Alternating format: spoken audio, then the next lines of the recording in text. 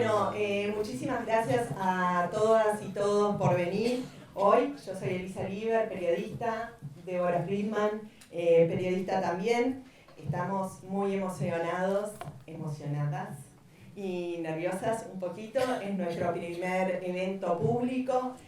Nosotros somos MAPU, Mujeres Activan por la Paz Uruguay. Somos parte de un grupo bastante más grande de una organización mundial apartidaria. MAPU es un movimiento internacional apartidario que reúne a mujeres israelíes, palestinas, árabes, judías, musulmanas, beduinas, etc., que promueve el diálogo para alcanzar la paz y pide incluir a las mujeres en las mesas de negociación para aportar otro punto de vista. Desde hace varios años, ya hace como 10 años, Mujeres Activan por la Paz trabaja en conjunto con su aliada palestina Mujeres del Sol, con el lema que vemos acá: la paz será o no seremos. Ambas organizaciones están nominadas al Nobel de la Paz y dos de sus líderes fueron elegidas entre las 12 mujeres más influyentes por la revista Times.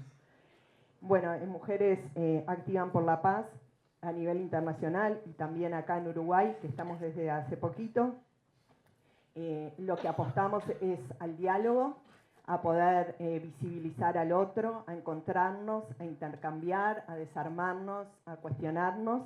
Y por eso invitamos a la escritora y periodista argentina Inde Pomeráñez, que está acá con nosotros, y que desde el 7 de octubre, sobre todo, ya la veníamos leyendo desde antes, pero desde el 7 de octubre nos ha iluminado y ayudado, sobre todo, a pensarnos. Bueno, buenos días a todos y a todas. Es un gusto estar aquí hoy. Bienvenida, Inde, también. Voy a presentar brevemente a Inde. Todos ustedes la conocen y también por eso seguramente están acá, pero igual nos parecía necesario contar un poquito de su extensa trayectoria. Inde nació en Buenos Aires, es licenciada en Letras por la Universidad de Buenos Aires, la UBA, es periodista, escritora, editora, ha escrito varios libros, fue docente de letras de la carrera de la UBA, dicta cursos y talleres de periodismo y de lectura, trabaja desde hace más de 30 años en prensa gráfica, en radio, en televisión en Argentina. Ella recibió por todo ese trabajo periodístico varios premios. También fue editora de Cultura y de Política Internacional durante 20 años en el diario Clarín. Dirigió la editorial del Grupo Norma. Entre 2010 y 2017 fue columnista del diario La Nación. También condujo el noticiero internacional de la TV Pública Argentina. Fue creadora y durante 5 años la editora de la sección Cultura Infobae, sitio en el cual sigue escribiendo y te hemos estado leyendo últimamente, además del newsletter que nos llega.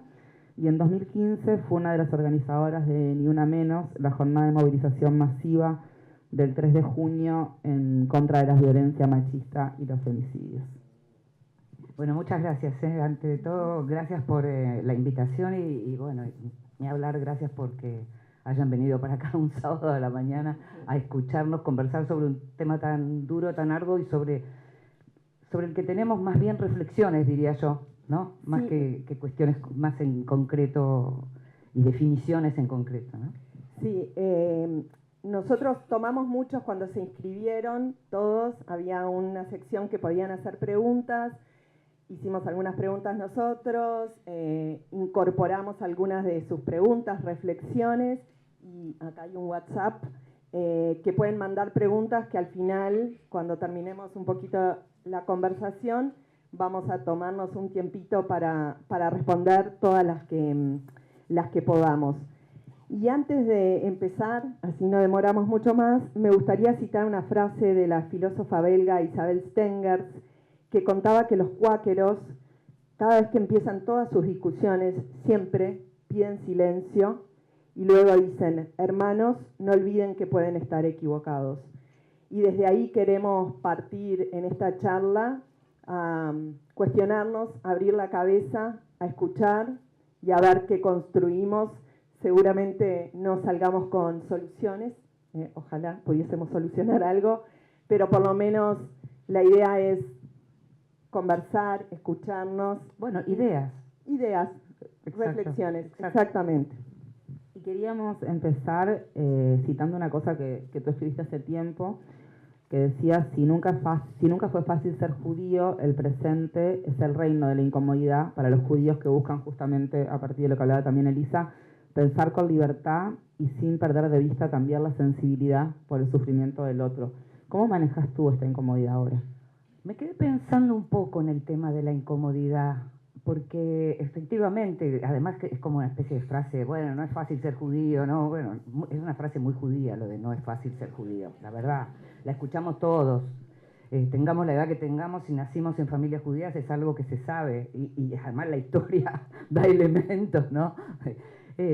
Como para que no sea realmente ser fácil, pero pensaba en lo que es la incomodidad, pensaba que tengo un nombre en yiddish, que también es algo que es muy difícil. Recién yo le decía a Debbie, vos con la doble N en Friedman podrías engañarlos, pensaba, ¿no? Entonces yo decía, yo con Inde, que Inde le quiere decir pollito en yiddish, ¿a quién voy a engañar? O sea, pero pensaba también que por primera vez, pese a que efectivamente hubo incomodidades, pero por primera vez decidí salir yo más rápido. Es decir, ante los ataques contesto, ¿no? Lo que no quiere decir entrar en una cosa de agresión espiralada, no se trata de eso, pero no estoy dispuesta, primero hay gente con la que no estoy dispuesta a discutir, así, de una, ya hace rato y sobre varios temas, pero sobre el 7 de octubre, si no hay condena de lo que ocurrió el 7 de octubre, no escucho nada más. Entonces, ahí me liberé, tal vez tiene que ver con la edad, seguramente tiene que ver con la edad, ya está, me liberé, no me interesa discutir con nadie, con ningún negacionista. Así que en cuanto a incomodidad, casi diría que estoy menos incómoda que en otras situaciones, porque tengo muy claro las cosas que cuestiono de la respuesta de Israel, pero tengo clarísimo cómo comenzó este capítulo espantoso que estamos viviendo. Así que es menos incómodo. También relacionado a eso y a lo que estamos viviendo y a contestar, y a quién le contestamos, a quién no le contestamos, dónde nos paramos. Estamos en un contexto totalmente binario, polarizado, donde parecería que habitar los extremos está de moda, o sea, ser fanático rinde, paga. ¿Cómo hacemos para cuestionarnos un poco a nosotros mismos? Porque lo que pasa es que a veces si criticamos al gobierno israelí como judíos, es que estamos en contra de la causa. Si los no judíos lo critican, entonces son antisemitas. ¿Por qué cuesta tanto salir de esta lógica binaria? Bueno, la lógica binaria la impusieron los algoritmos, no me parece que la hayamos impuesto nosotros como humanidad, por lo menos no deliberadamente. Me da la sensación de que se acentuó notablemente todo lo que tiene que ver con la polarización a partir de los avances tecnológicos, las redes, ese gran editor del mundo que tenemos hoy, que son los algoritmos. Eso por un lado. Por otro lado, lo que vos estás diciendo lo veo así, tal cual, lo vengo escribiendo también, la sensatez no garpa, diríamos nosotros. Hoy, ser sensato no garpa y te deja muy solo. En la Argentina hay una imagen que vienen usando hace varios años que se usó mucho durante el kirchnerismo para cuestionar a los que de pronto no adheríamos o adhesiones críticas al kirchnerismo, que era Corea del Centro. Yo estoy muy tranquila en Corea del Centro, pero no creo que eso sea solo por una cuestión de no definirme. ¿Qué significa? No puede ser que yo esté en contra de Hamas y esté en contra de Netanyahu. ¿A quién se le ocurre que uno tiene que estar en contra de uno o del otro? ¿Por qué? ¿Qué es eso? ¿Qué es esa simplificación? Esto que vos estás señalando en relación a si sos judío y cuestionás al Estado de Israel. Durante años Philip Roth lidió con la imagen esa del judío que se odia a sí mismo. Es de una pereza intelectual lo de judío que se odia a sí mismo.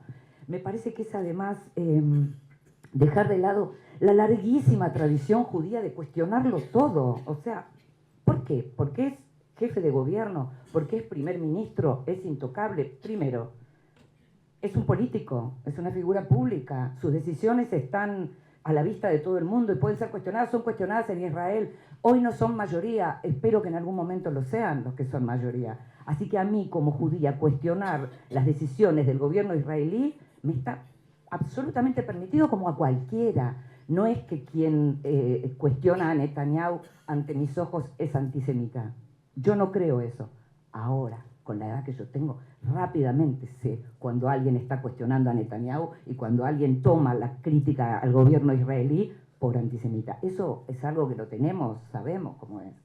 No, un poco relacionado con eso, también mismo entre los judíos hay enormes distancias, ¿no? O sea, como en el resto de las comunidades o de los grupos de pertenencia, etcétera. Y tenemos a veces la sensación de que se pone en una misma bolsa al gobierno de Israel, a los israelíes, incluso a los judíos de la diáspora, y que algo bastante similar ocurre en este momento a veces con los palestinos, ¿no? Como que se ven como un todo homogéneo donde incluso no se condena jamás. O sea, ¿por qué está siendo tan difícil ver esos matices que existen en todo este tema? Yo estoy mirando así, no es que no estoy escuchando a Débora, estoy mirando porque estoy acostumbrada a escribir. Incluso cuando hablo, suelo tener textos escritos, cuando hago presentaciones y todo, mi manera de expresarme así, formal como queda, es escribir, me ordena escribir. Y en relación a lo que me estás preguntando, creo que nunca lo escribí mejor que cuando puse que los judíos estamos en todas partes y sobrevivimos a plagas y a matanzas. Somos de izquierda y de derecha, somos blancos y somos negros, somos inteligentes y también bastante brutos, somos ricos y somos pobres, somos religiosos y somos laicos, observantes y ateos. Somos humanistas y somos xenófobos, machistas y feministas, somos profesionales y comerciantes, industriales y obreros, somos arrogantes, somos inseguros, asimilados y endogámicos, somos generosos y somos egoístas, somos solidarios y dañinos, somos altos, bajos, excesivos, diminutos, somos humanos, o sea, es así. ¿Y por qué cuesta tanto ver esos matices desde afuera? Bueno, y adentro a lo mejor también. No, porque primero quiero hablar de lo que tiene que ver con los judíos, que es lo que uno conoce como desde adentro, en ese sentido. Los judíos son tal cosa. El judío que habrás conocido vos, la familia judía que habrás conocido vos, qué sé yo no tengo nada que ver, tengo tanto... Me gustaba mucho una frase que reencontré, que es una frase de que la cita Delphine Orvillier, que es una rabina francesa feminista, así como les digo, porque esas contradicciones hermosas también están entre los judíos. Y para los que no son judíos o no conocen lo que pasa en Israel, hay contradicciones todavía aún más acentuadas para nosotros los latinoamericanos, como que hay militares de izquierda en Israel. Es rarísimo, pero es así, es así.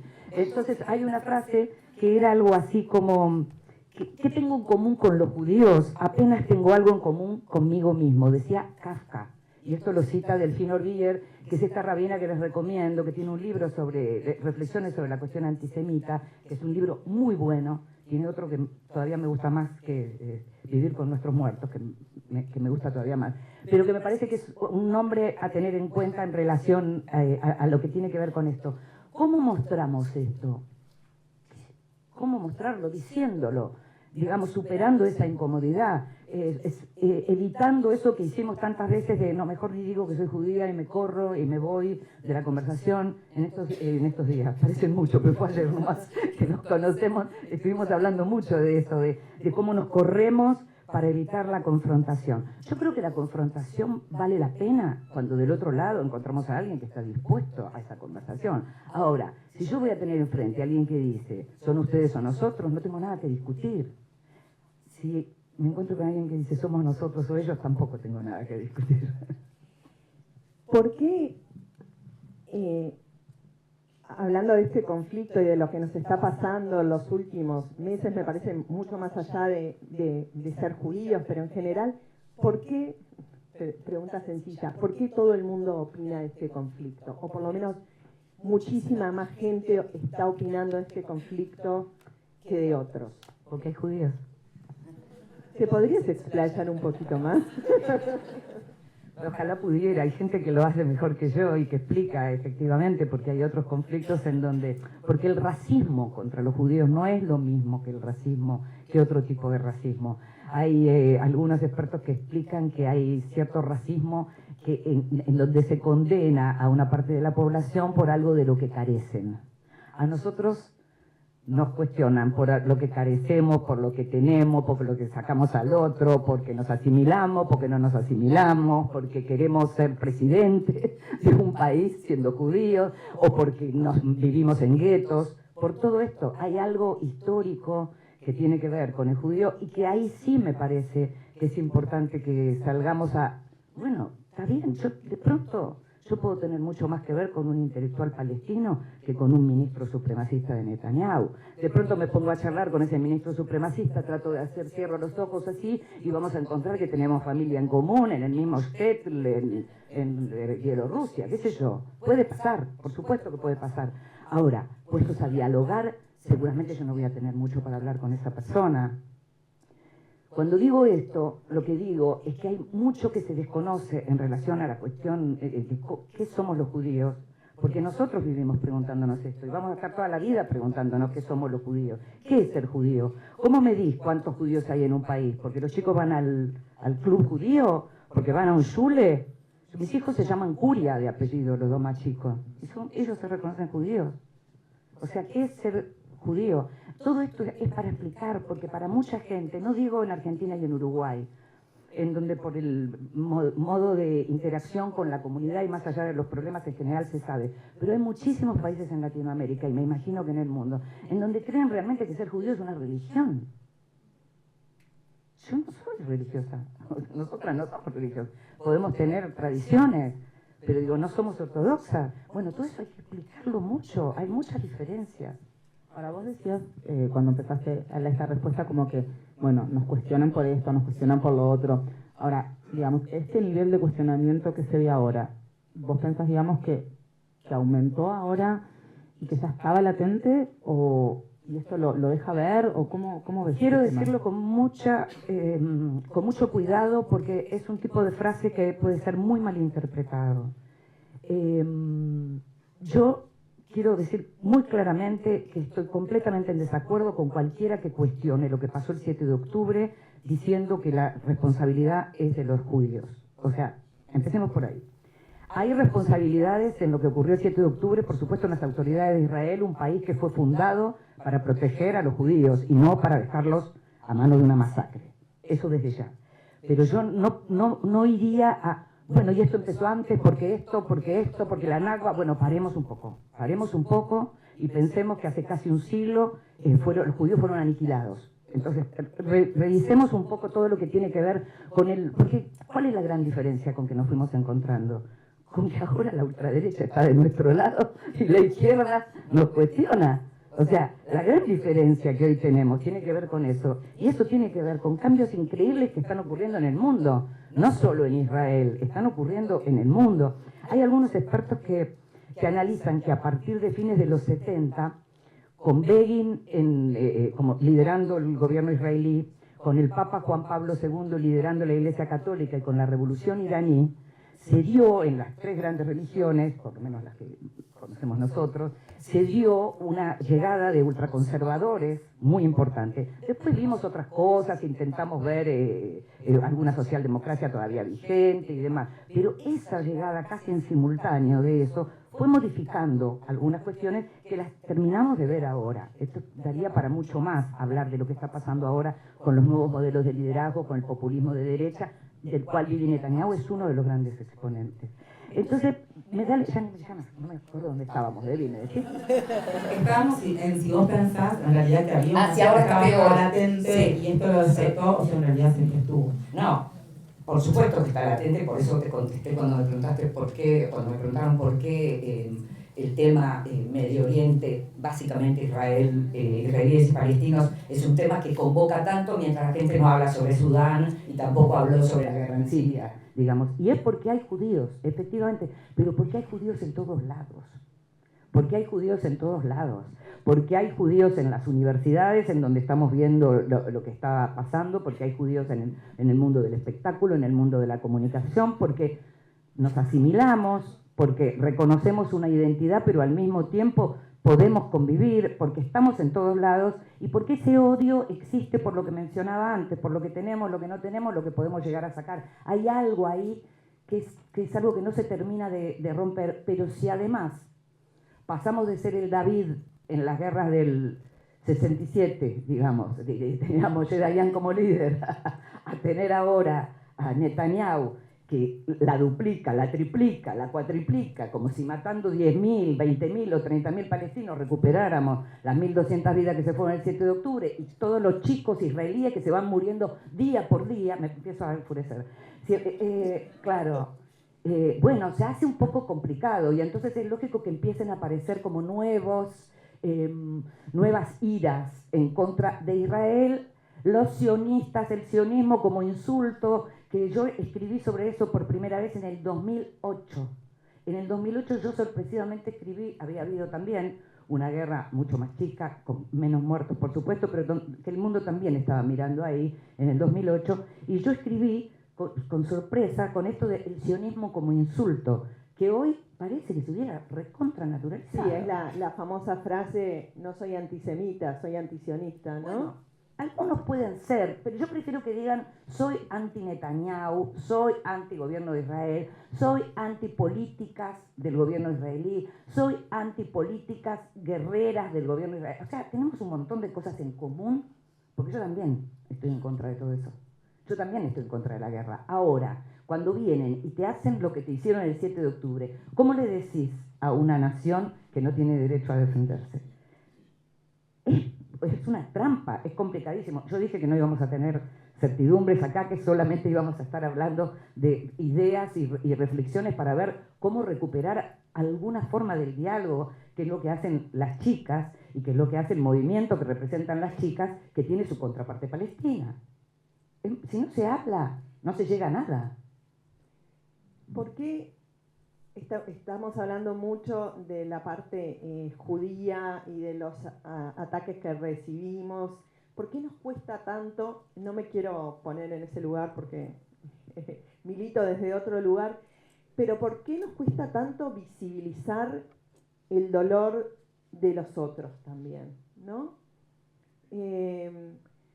¿Por qué?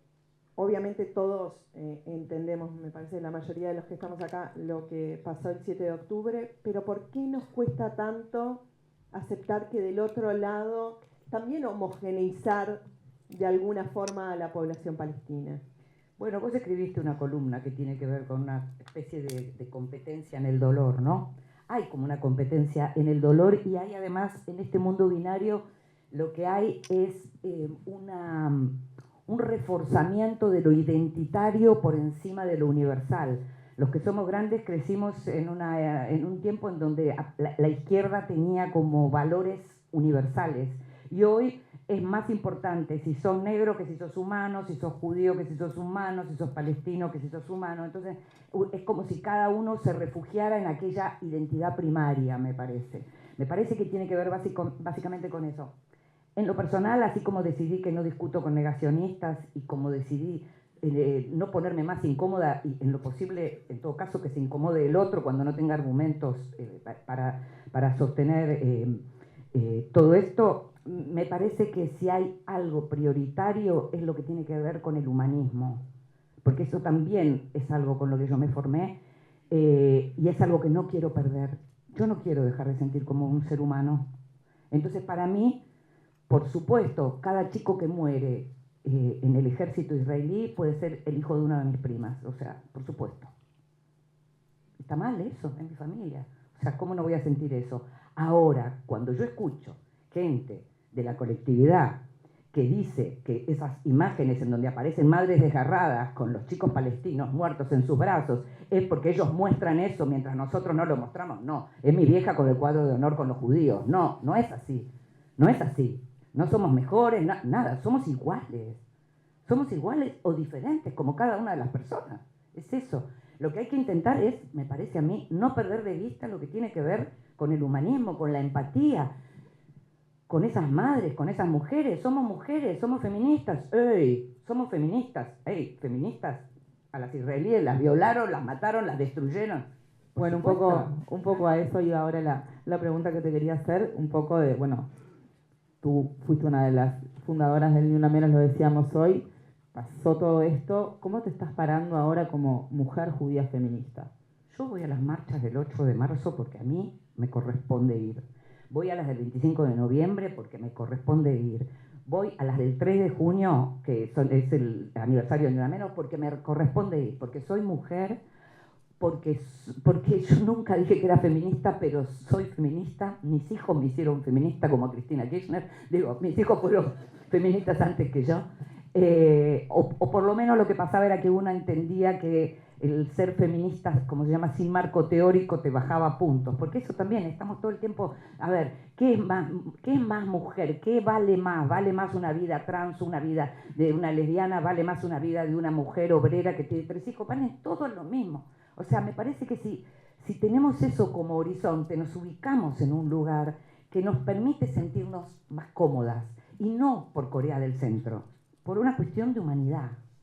Pero digamos, a partir del Sí. 7 de octubre y también de lo que vino después, sí hubo cortocircuitos fuertes, ¿no? Hay Con las agrupaciones muchos, y también sí. a nivel de organismos multilaterales y su actuación. Sí, O su no muchísimo. actuación, digamos. Su no actuación y también lo que empieza, estás hablando de Naciones Unidas, en donde además empiezan los trabajos de carpetazos de tipo, bueno, lo que pasa que está a cargo del organismo de las mujeres, una hija de palestinos, de no sé qué, no, bueno, no hagamos lo que no queremos que hagan con nosotros, reclamemos lo que tenemos que reclamar, y efectivamente lo que nos encontramos es algo muy tremendo y muy doloroso, y que es la desconfianza.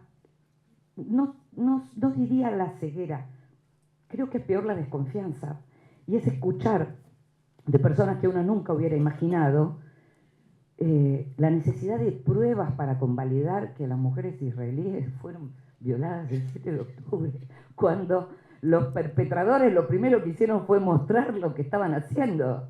O sea, ese sábado a la mañana, era un sábado como hoy a la mañana, estábamos todos atentos mirando eso, o no queriendo mirar esos videos que ellos se ocuparon de pasar por las redes, por sus propias redes, los grabaron ellos grabaron lo que hicieron. Así que, ¿de qué pruebas estamos hablando? Pero efectivamente hay cortocircuitos, porque es lo mismo, estamos hablando de la prioridad de lo identitario o de la lucha selectiva, como les respondieron a las compañeras, unas feministas acá, cuando dijeron, pero ¿por qué no se puede condenar lo que está haciendo Israel en Gaza, y al mismo tiempo también condenar cómo empezó esto con esa matanza, con ese pogrom, con esa cosa que no podemos ni siquiera nombrar que ocurrió el 7 de octubre? Y les respondieron, porque la lucha es selectiva. ¿Qué quiere decir que la lucha es selectiva? ¿Cómo hace selectiva la lucha?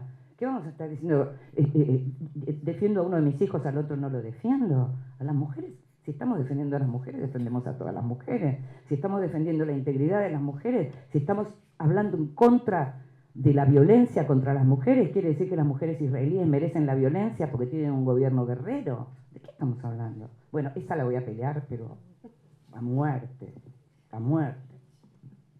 Tú escribiste que no recordabas haber vivido antes momentos de tanta precariedad en la discusión pública, y automáticamente se nos viene a la cabeza lo que está pasando en las universidades a nivel mundial, y en el último tiempo, en algunos casos aislados por ahora, en las facultades, en la Universidad de la República, en Uruguay. Creíamos, o por lo menos, no sé, ingenuamente, que la educación era el arma para combatir contra los prejuicios, contra la discriminación, que las personas educadas iban a estar por otro lado. ¿Por qué está pasando todo esto? A mí, algo que me parece en relación a los más jóvenes, me preocupan menos los más jóvenes, me preocupan más algunos profesores que se toman de los más jóvenes. Me parece que lo que tiene que ver con la rebeldía de los chicos tiene que ver también con el conflicto del momento. A lo largo de la historia uno puede encontrar montones de cuestiones que tienen que ver con opresión o con agresiones bélicas, en donde los más jóvenes se ponen del lado supuestamente débil. Y digo supuestamente débil porque la población del sur de Israel y de los kibutzim que fueron atacados por el grupo terrorista Hamas no es precisamente una población, digamos, los fuertes en todo eso, y eran, por otra parte, por si fuera poco, los pacifistas, o uno diría rápidamente el sector más pacifista y más proclive al diálogo con los palestinos, el que fue atacado. Lo que pasa en las universidades hay que mirarlo, diría, poniendo foco en cada lugar y en cada país y en cada conflicto, porque si uno empieza a mirar lo que son los petitorios, también te encontrás que en el mismo que dicen que no negocian más con empresas israelíes, les falta agua en el baño de las chicas. O sea, esas cosas pasan también, ¿no? Entonces, lo que me parece más desgraciado tiene que ver en todo caso con el lugar en el que ponen de pronto a alumnos judíos que reclaman por una condena a lo del 7 de octubre o que se reclaman, se llaman sionistas a sí mismos porque defienden la existencia del Estado de Israel. Defender la existencia del Estado de Israel, Dios mío. ¿A quién se le ocurre? ¿A qué otro país, qué otra nación conocemos que si tiene una política guerrera o equivocada o, pongamos, colonizadora, se le exija la extinción como nación? No conocemos nada. No hemos visto que después de los atentados que sabemos que vienen de parte de Irán, vayamos a decir que no existe Irán. ¿No? Solo con Israel pasa una cosa así, lo cual es completamente demencial. Entonces me parece que es como muy traumático, y acá uso esta palabra deliberadamente, porque hay algo del orden del trauma que reverdeció con el 7 de octubre para los judíos. Y es que vivimos en un momento, no estamos en la década del 30, no estamos en la época del Holocausto, pero cuando el Holocausto comenzaba a ser pasado, reverdece el trauma del mundo contra los judíos a partir de algo en donde, y yendo a lo que me preguntaba Débora antes, y que no quiero que se malentienda, Netanyahu no ayuda, por supuesto que no ayuda, pero yo no estoy diciendo, de ninguna manera voy a decir que los responsables del 7 de octubre son los israelíes, o sea, o los judíos, no se me podría ocurrir. Y lo mismo pasa con lo que está pasando en las universidades, se mezcla todo. ¿Qué cuernos tienen que ver los chicos estudiantes en los campus, chicos de familias judías, con lo que decida o no decida Netanyahu? Incluso suponiendo que alguno de ellos no tenga la posición que tenemos nosotros, porque muchos de ellos seguramente lo que dicen es Israel tiene todo el derecho a defenderse, son ellos o nosotros. Bueno, tienen 18, tienen 20 años, podemos discutir todavía. Me preocupa más la utilización política que se puede hacer de eso, ¿sabes? Sí, a eso quería volver un poco porque pasamos muy por arriba al tema izquierdas y derechas, y vos en varias de tus columnas decías que necesitamos nuevas narrativas. Por un lado tenemos a Milei, Bolsonaro, Trump defendiendo a Israel. Por otro lado tenés a la izquierda latinoamericana, por lo menos algunas, Evo Morales, Petro, intelectuales, Judith Butler incluida, dando como en bolsa. ¿Qué está pasando en esa también, en ese binarismo, y qué otras narrativas necesitamos para leer este conflicto? Lo de las narrativas lo pensé y lo pienso en función de que me parece que todavía tenemos una cabeza siglo XX y que estamos respondiendo con una cabeza siglo XX a cuestiones muy del siglo XXI. Cuando uso ese plural majestático del estamos, lo digo por mí y lo digo por mi generación. Me imagino que tendrá que haber nuevas respuestas, porque si estamos viviendo nuevas respuestas a los conflictos del mundo por parte de la política con estos gobiernos que vos mencionabas recién, debería haber también nuevas respuestas a eso. La implosión de la socialdemocracia en el mundo, de la Corea del centro del mundo, terminó siendo una tragedia. Terminó no habiendo un espacio. Solo hay espacio en los extremos para encontrarse con alguien. Volvemos a la sensatez no garpa. O sea, no hay liderazgos posibles. Si yo viviera en Francia, ¿iría a una marcha contra el antisemitismo encabezada por Marine Le Pen? Muero. Me quedo en mi casa. Pero claro, y al mismo tiempo en la Argentina, las marchas en contra de lo que ocurrió el 7 de octubre, en contra del antisemitismo, también están encabezadas por la derecha. Yo no tengo nada que ver con gente que en este momento, por una cuestión coyuntural, decide aliarse con judíos y con Israel simplemente porque odian más a los musulmanes y les tienen más miedo. O sea, yo no tengo nada que ver con esa cabeza, no tengo absolutamente nada que ver. Me parece que tenemos que sí analizarlo, porque hay mucha gente que vota este tipo de, digamos, de liderazgos, van creciendo. En la Argentina, sinceramente, un año atrás, uno decía, no llega, no llega, no llega. Lo habíamos dicho también con Trump en su momento, lo habíamos dicho también con Bolsonaro en su momento. Llegan. Uno cree que porque hay un consenso, como podría haber consenso democrático, me refiero, y con todo lo que hay alrededor, esos consensos son eternos. No, no son eternos. O sea, hay que pelear mucho para que se mantengan o para que regresen, como lo que hablábamos antes en relación a lo que son los derechos humanos. Israel tiene obligación de respetar los derechos humanos. Israel es un Estado que es un Estado democrático, es un Estado en donde hay, como dice Eva Iluz, una democracia securitista, porque lo que empieza a ocurrir también es que las libertades empiezan a ser amenazadas, en este caso por el terrorismo. Entonces, ¿cómo se mantiene?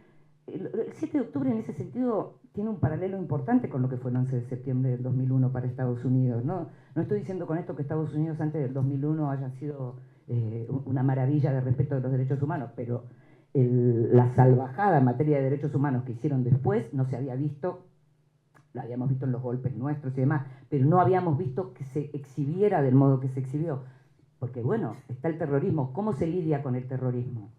Este tema de la seguridad, por supuesto que los chicos que delinquen no son terroristas, pero el tema de la seguridad, como el tema del terrorismo, ha sido siempre patrimonio de la derecha. La izquierda no habla de esos temas, nunca habló de esos temas, como si no le pertenecieran. Como si, por supuesto, claro, sí es por el hambre, es el hambre, no hay educación y los chicos van y matan. Sí, matan, pero de pronto van y matan tu familia. Y entonces, ¿qué? Ay, sí, pobre, porque tenían hambre y porque no los educaron. No. Algo la humanidad va a tener que hacer para resolver eso. Con el caso del terrorismo es lo mismo. Bueno, la opresión colonial, bueno, sí, está bien. Pero digo, en algún momento, gente que se considera de izquierda o gente que entiende que no tiene nada que ver con estos nuevos modelos populistas de derecha, va a tener que repensar estrategias y proponer ideas para terminar con esta cuestión. ¿Cómo se termina con el terrorismo? ¿Cómo se termina con los gravísimos problemas de inseguridad? Y sí, y podemos seguir, y el narco, y hay mil problemas que la izquierda siempre, ¿no?, se los dejó en manos de la derecha. Y ahora tenés líderes de la derecha populistas con poder. Es eso lo que estamos viviendo. Bien, yo quería, antes que nada, supongo que todos lo tienen acá porque está muy visto, pero estamos recibiendo las últimas preguntas porque nos acercamos al final, así que si alguien todavía no mandó y quiere mandar, tenemos ahí a Leti que está recibiendo con el teléfono.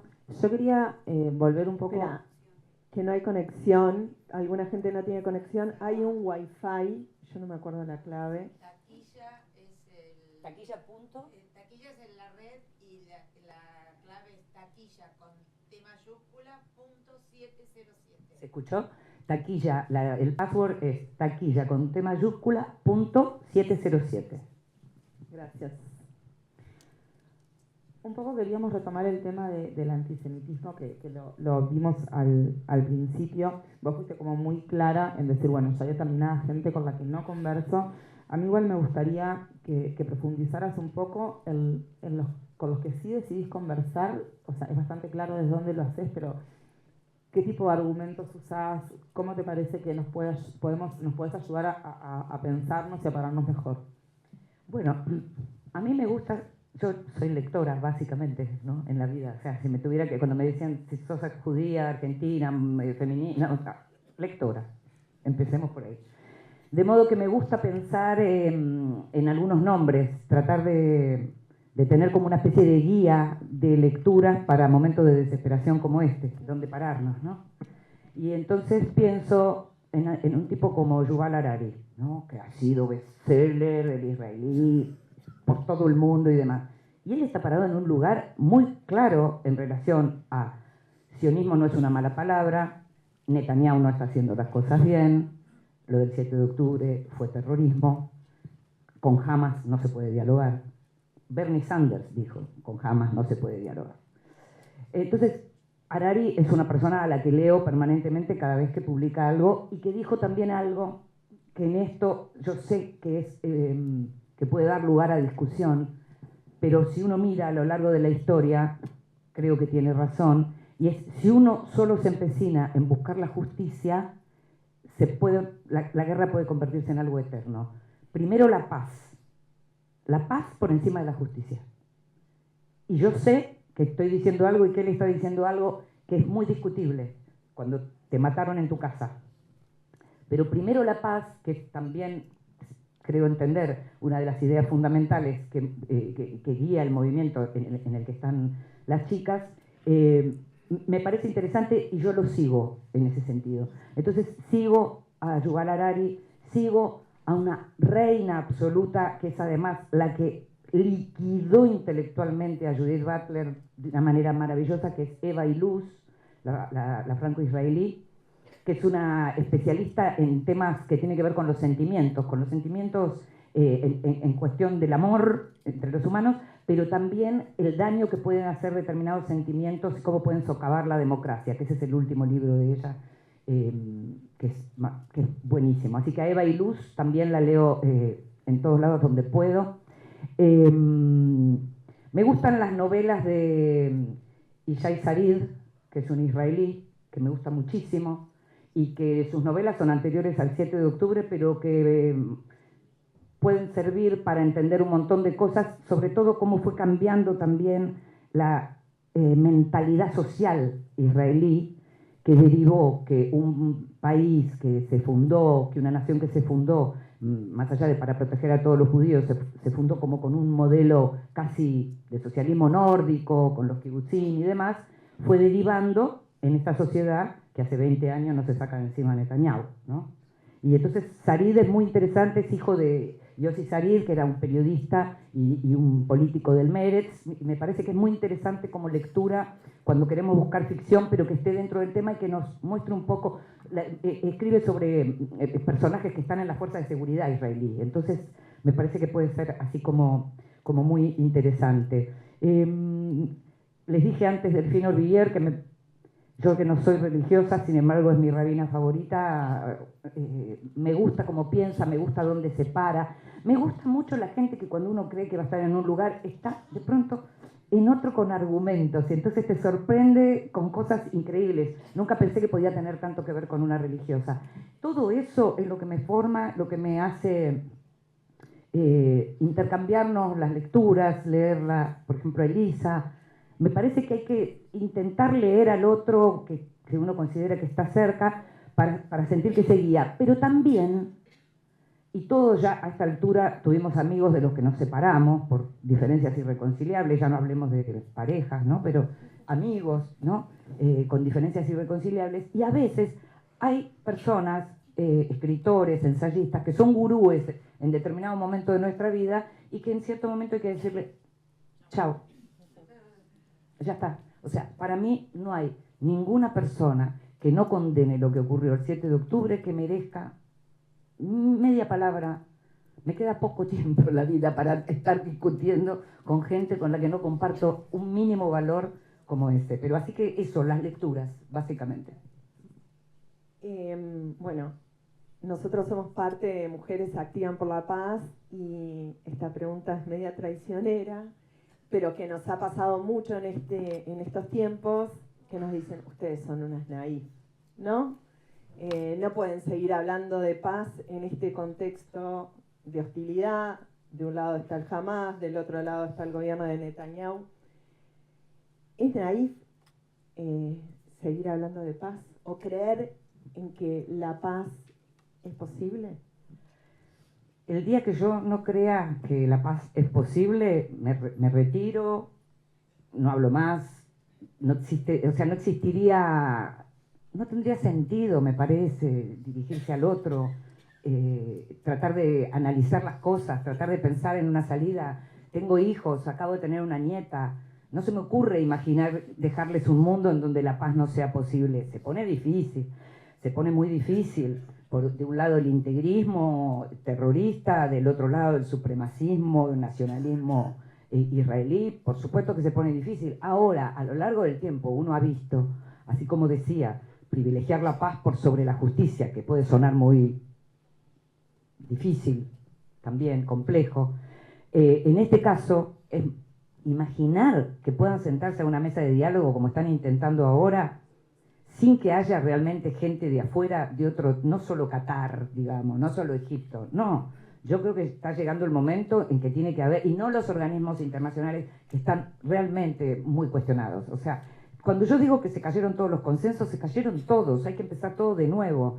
Entonces lo que imagino es más bien algo parecido a lo que fueron los acuerdos en Irlanda, me imagino algo parecido a lo que fueron los acuerdos con la FARC, en donde aparecían países o negociadores a sentarse en la mesa que son países con una tradición, sin tradición bélica, digamos, pensaban en los noruegos, en los canadienses. Yo sueño con eso, imagino algo así. Me gustaría, por supuesto, muchas más declaraciones del Papa argentino, por supuesto, me gustaría... Hoy las Mujeres por la Paz estaban con el Papa, bueno, se reunían. Mira, me parece bien, me parece muy bien. Es un momento en donde estamos hablando de una guerra tremenda, en donde tenemos los ojos y el corazón, pero hay otra guerra que está en el medio de Europa en este momento, está desde el 2014, desde febrero del 2022 se empiojó. O sea, es un mundo en donde hay dos guerras que tienen a todo el mundo en vilo. Digamos, de lo de Ucrania no se está hablando porque la gente ahora empezó a hablar, porque hay judíos, es mucho más fácil y más lindo hablar de la guerra en Medio Oriente, todos tienen alguna buena opinión para dar, pero en ambos casos, creo yo, tiene que venir alguien de afuera, sobre todo cuando se trata de guerras de este tenor, que son guerras de vecinos, primos, hermanos. En el caso de Israel, hasta uno podría tratarla como de guerra civil en un punto, ¿no? Es una guerra asimétrica entre un agente estatal y un agente no estatal. Hay reglas internacionales para cumplir en ambos casos. Israel no puede fallarle a esas normativas internacionales. Acá voy un poco más a tu expertise de política internacional, digamos, en cuanto a lo que ha sucedido en otros conflictos que vos decías. ¿Cuán lejos o cerca te parece que estamos de que se pueda empezar a plantear una solución del tipo de la que vos estás manejando?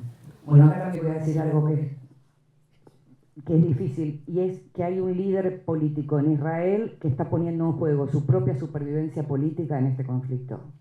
Entonces, si Netanyahu, con la historia familiar que tiene, con un hermano que es uno de los grandes héroes de Israel porque rescató a todos los rehenes del secuestro en Entebbe y murió ahí, si Netanyahu con esa historia no privilegia a los rehenes, estamos en un problema muy serio. Y ese no privilegio de los rehenes, y ese son ellos o nosotros, lo que está haciendo además es poniendo a Israel en una división y en una grieta como no estuvo nunca. Con lo cual también ahí es muy difícil, porque hay gran parte de la sociedad israelí que no está en este momento viendo la posibilidad de la paz, sino es también con el exterminio del otro. Hay mucho para hablar. No diría que está cerca, yo creo que hasta que no haya una salida de Netanyahu del gobierno, por lo menos no lo veo. No lo veo. Pero lo que no quiere decir que no vea que hay una alternativa. No me gustaría que nos vayamos de acá pensando, no vamos a morir todos y esto va a seguir igual. Espero que no. Espero que pueda volver a haber acuerdos de alguna naturaleza. Espero que el mundo entero esté, digamos, atento a ver de qué manera se puede llegar a resolver algo así. Pensar en una nación, dos pueblos, no existe. Ahora, ¿dos naciones? Sí. ¿Cómo? No sé, yo soy periodista. Hay un tema también más allá del conflicto que me parece que no lo vamos a resolver, por lo menos no ahora, nosotros acá. ¿Cómo estamos viviendo todo esto en la diáspora, ¿no? Porque también hay una guerra dialéctica, una guerra de odio, se está generando con las redes, con la globalización y todo. La estamos pasando, no quiero decir muy mal, pero está difícil acá. Y pensar también, yo tengo hijos adolescentes, el legarles un no futuro es muy desesperanzador. Entonces, también sos periodista, ¿no? Pero ¿cómo hacemos como sociedad, o por lo menos cómo podemos hacer para sanar un poco? Acá, no. No, yo insisto con lo de pensar que la paz como horizonte más allá del tiempo que demore existe. Insisto con el humanismo y con el no perder perspectiva de ser humano cuando uno habla. Y así como insisto con eso para mí, se la exijo al otro. Si vos me vas a hablar a mí de una Palestina libre, laica y democrática, que está bien, me encantaría a mí también, pero si vos estás hablando eso con una franja de Gaza gobernada por Hamas y estás pensando eso,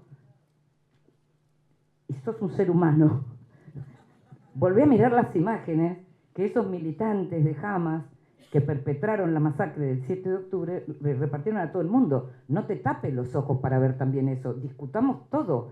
Eso lo vimos todos. Hasta el 7 de octubre, uno diría, es increíble, ¿no? Porque debería ser menos incómodo después del 7 de octubre. Debería ser menos incómodo. Pero pasó algo que es muy duro y que tiene que ver con esto de y es la traición más dura, porque si las feministas están traicionando a las mujeres israelíes, la izquierda está traicionando a la izquierda israelí, la izquierda del mundo. Y es algo muy duro porque también se está traicionando a sí misma. Porque que la izquierda del mundo esté del lado de un movimiento integrista que representa todo lo contrario de los valores que la izquierda representó siempre, quiere decir que hay algo que está mal, hay algo que se hizo mal, y es por ahí, me parece que hay que intentar volver a la cuestión de la empatía, de la sensibilidad, del humanismo y de los valores de la izquierda. Me parece que esa es la gran traición, porque que la ultraderecha esté coyunturalmente con Israel en este momento, porque le simpatiza Netanyahu y sobre todo detestan a los musulmanes y les tienen pánico, en Europa les tienen pánico, porque ya se imaginan una Europa completamente musulmana, es un tema. La mayoría, creo yo, de los que estamos acá, o por lo menos de quienes me convocaron, pensamos del otro lado. Lo que duele más es la tradición feminista y la tradición de la izquierda. Lo que hay que recuperar es eso. Muchas gracias. Gracias por todas estas palabras que creo que nos están haciendo pensar y nos van a hacer pensar por varios días a muchos. Vamos a pasar ahora a las preguntas que ustedes mandaron, a hacer algunas. Hay alguien que ponía que está la percepción de que los judíos somos mayoritariamente de derecha, económica y vincularmente, y también en seguridad. ¿En qué manera dificulta esa percepción para poder confrontar el antisemitismo? Es un poco lo que estaba diciendo recién, y es una discusión que tengo con mi hijo mayor, que cuando yo le digo, bueno, sí, pero cuando ocurrió el 7 de octubre hacía 9 meses que todos los sábados salían los anti-Netanyahu en contra de la reforma judicial y demás. Me dice, sí, pero mamá, eso ya no es como era antes, me dice. O sea, Israel cambió mucho. Y lo que es el consenso en términos de qué es una democracia en Israel también cambió mucho. Ya no son mayoría. Bueno, yo lo que creo es que hay que trabajar por recuperar una mayoría, y lo que creo es que efectivamente esa figura de Netanyahu y esa figura de israelí, digamos, mucho más pegado a la cuestión capitalista y a lo que tiene que ver con los temas de seguridad y demás, por supuesto que no ayuda, pero es bien complejo, como decía antes, porque pareciera que uno está diciendo Israel se lo buscó, y yo no quiero decir eso, porque nadie se busca lo que pasó el 7 de octubre. Lo que sí entiendo es que mientras esté, va a ser muy difícil, realmente va a ser muy difícil poder avanzar en algún camino de lo que tenga que ver con la paz y de recuperar, cómo recuperar la confianza, ¿no?, del mundo. Primero, una barbaridad. Lo que ocurrió el 7 de octubre fue una falla de inteligencia feroz del país que vendía la mejor inteligencia del mundo. O sea, al mismo tiempo, no solo se pusieron en juego las vidas de los israelíes, sino que se puso en juego el prestigio que se construyó con años en relación a lo que tiene que ver con los talentos israelíes, ¿no? O sea, hay como mucho.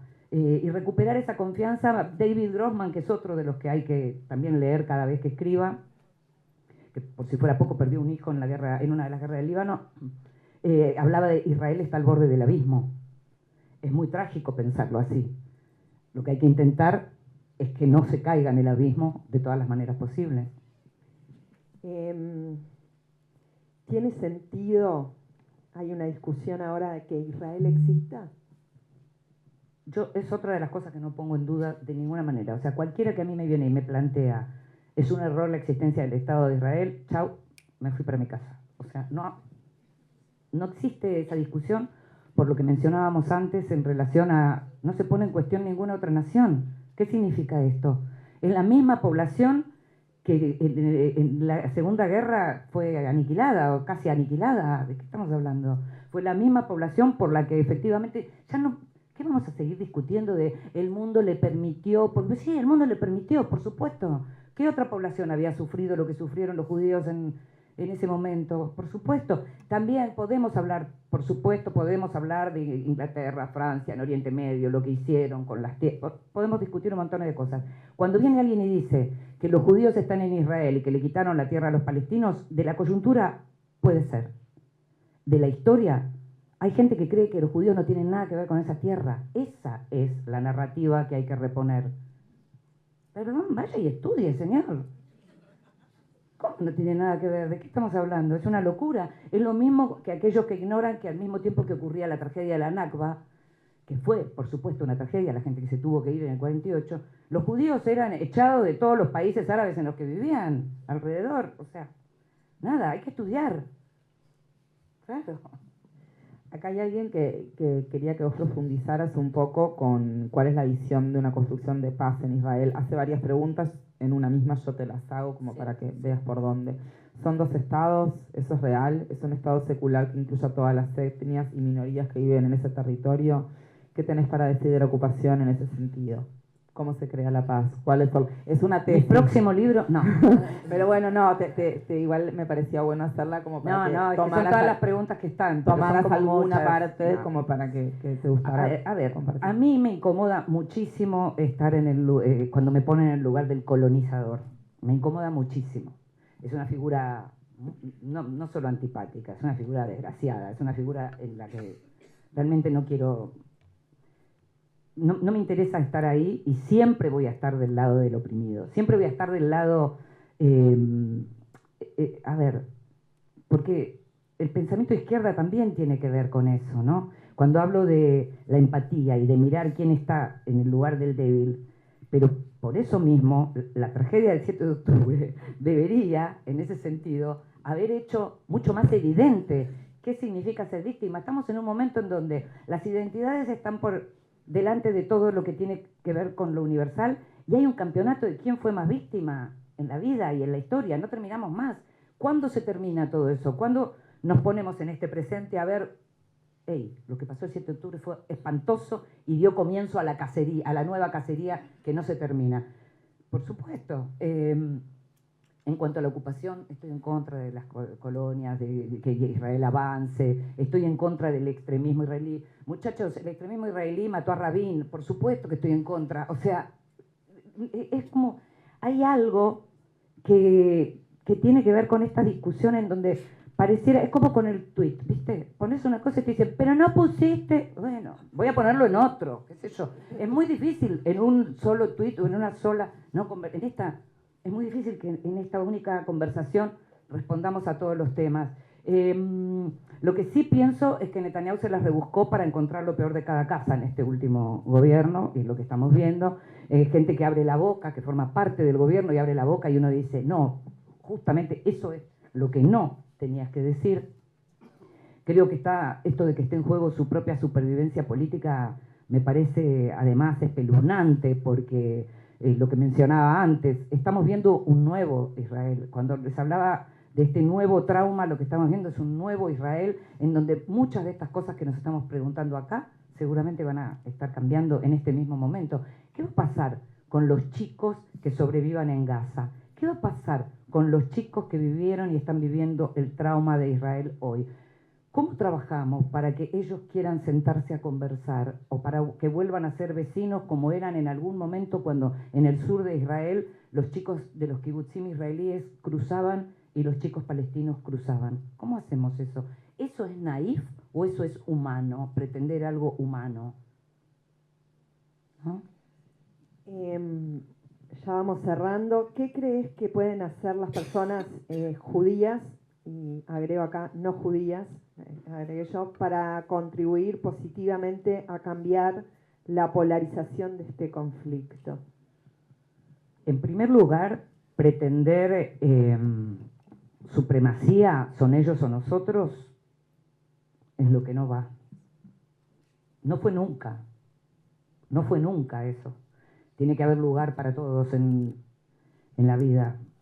En lo que tiene que ver con las universidades, me parece que lo que se sumó, que no lo mencionamos y que también es un precioso aporte de la izquierda y del progresismo de los últimos años, es la cancelación, la idea de la cancelación. Y no lo mencionamos y me parece que es como muy fundamental, porque en las universidades es eso lo que está vigente. Hasta hace unos años era la cancelación en relación a los temas de género, y en este momento aparece lo que tiene que ver. En Rusia-Ucrania hubo un fenómeno rusófobo en términos de cancelación cultural, hay algo de eso, no con la fiereza con la que se da con los judíos, porque nosotros tenemos ese patrimonio, ¿no? Es siempre mucho más fiero.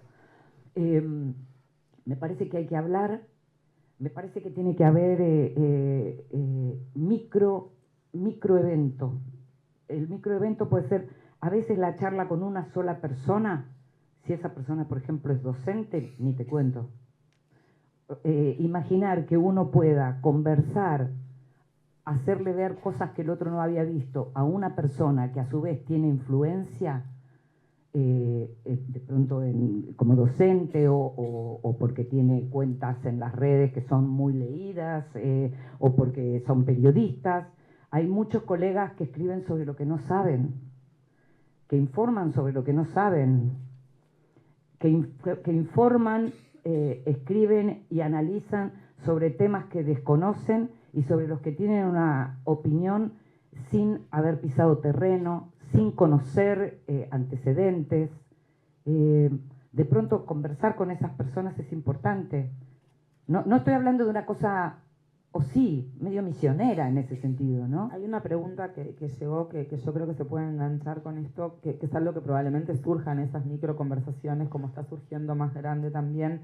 La persona pone, bueno, ¿qué piensas tú del uso que se está haciendo de la palabra genocidio para referirse a las acciones del Estado de Israel sobre los palestinos? ¿Y cómo te parás ante esa pregunta si te la hacen en donde sea? Yo creo que la palabra genocidio, y vengo de la Argentina, en donde es un término que se discute mucho, yo creo que la palabra genocidio tiene un sentido legal y un sentido emocional que fue adquiriendo a lo largo de los años.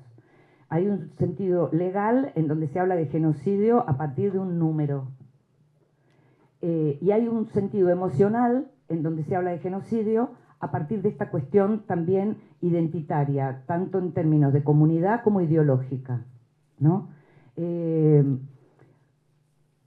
Yo diría que lo que hay es una desviación militarista, que en este caso, por otra parte, jamás buscó esto. O sea, esto es algo que tampoco dijimos, pero no es que jamás no imaginaba lo que iba a ser la respuesta de Israel. Jamás lo imaginaba muy bien, y por eso hizo lo que hizo. Y por eso quienes desde la izquierda hoy se paran al lado de Hamas, no hicieron no hablaron en los 2 días hasta que hubo una réplica. En ese sentido, no sé, me parece que lo que tenemos que hacer es básicamente tratar de hablar con cada uno. A veces las discusiones en la familia, a veces es entre los amigos, a veces es en la persona que confiamos y decimos, está diciendo esto, pero creemos que es posible que no esté mirando algo. Hay causas que son perdidas. O sea, lo que sí diría es que no hablen con nadie con quien estén perdiendo el tiempo, porque ese tiempo se necesita justamente para hablar con gente que no lo está haciendo desde un sentimiento antijudío genuino, sino porque privilegia de pronto otra cuestión más identitaria, o del mundo de las ideas y por ignorancia, básicamente, ¿no? Bueno, y para cerrar las preguntas, pero no el evento, quedan unas cositas. Es para nosotras, pero no la hacemos nosotras. En un mundo tan polarizado y con más visibilidad de los extremos, ¿cómo hacer para que las voces como las de las mujeres activan por la paz se hagan oír porque también esto que hablábamos al principio, en la polarización es como, no sé si lo contrario a polarización es ser moderado, que tampoco nos consideramos moderadas, ¿no? Yo sí me considero impulsiva, me enojo, pero yo creo que, yo sigo pensando que la sensatez tiene que tener un rédito. O sea, no me imagino una humanidad yendo al exterminio del otro. Más bien tiendo a pensar, trabajo con la palabra, entonces me cuesta imaginar que el diálogo no sea una herramienta política. Yo sigo pensando en el diálogo como herramienta política. Me parece que tenemos que apuntar a eso, y una organización como la de ustedes, que por otra parte cuenta, si no me equivoco, corregime, hay víctimas dentro de la propia organización. Sí, Vivian Silver. La canadiense que creíamos que había sido llevada a Gaza y finalmente apareció su cadáver. Es una organización que sigue adelante y teniendo víctimas dentro de lo que fue la tragedia del 7 de octubre. Me parece que este tipo de movimientos y de organizaciones colaboran muchísimo para la recuperación del diálogo como herramienta política. Me parece que lo que nos falta es eso. Entre los extremos tiene que haber la famosa ancha avenida del medio, que los argentinos, no sé si acá se usa, pero en la Argentina es una imagen de la política muy conocida. La ancha avenida del medio, tiene que haber lugar para todos. El fanatismo nos va a llevar al exterminio, nada más. Muchísimas gracias, Inde. Gracias la a verdad, ustedes. un placer enorme. Muchas gracias a todos.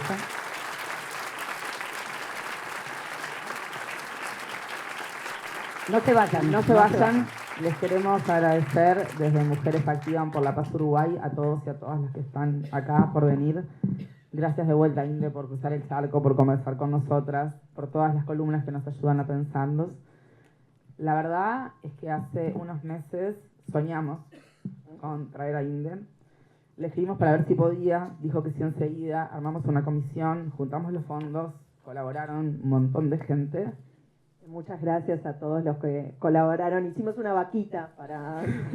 Pero es increíble para nosotros hacer la vaquita y terminar acá.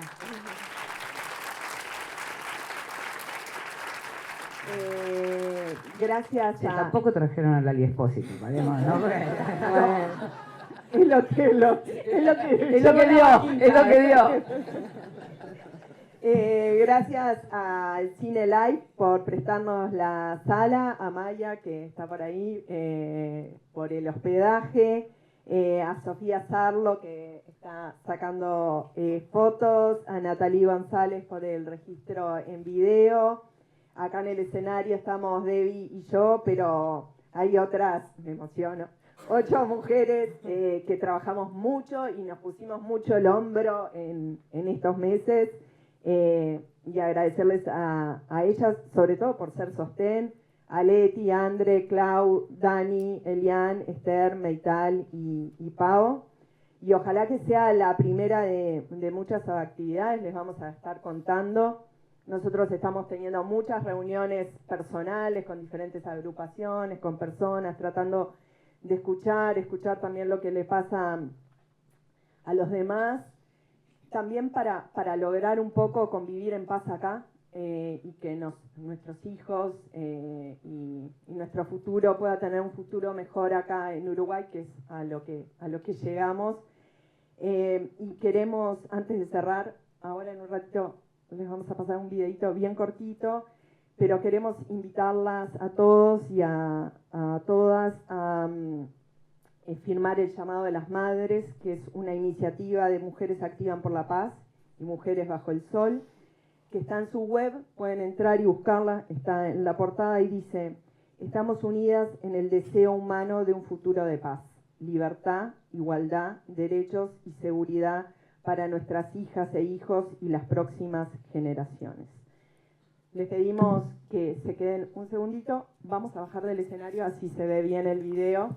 Y muchas gracias de vuelta a todos por venir.